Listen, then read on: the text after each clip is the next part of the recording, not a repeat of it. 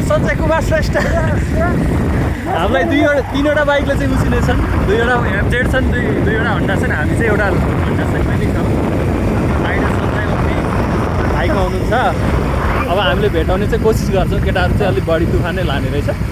बाटो चाहिँ राम्रै छ भनौँ न त्यस्तो नराम्रो चाहिँ होइन र ठिक छ हामी जान लागेको चाहिँ खास धोरपाटन है हाम्रो स्पेसिफिक ठाउँ चाहिँ केटाहरू मुस्ताङसम्म पुग्ने भन्दैछ 3वटा चाहिँ 3 बाइक चाहिँ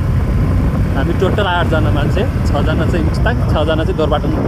8जना चाहिँ धोरपाटनसम्म ठिक छ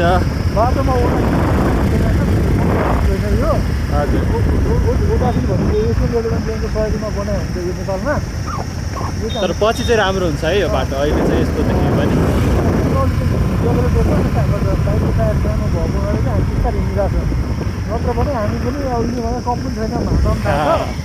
We are also professionals. We will move fast.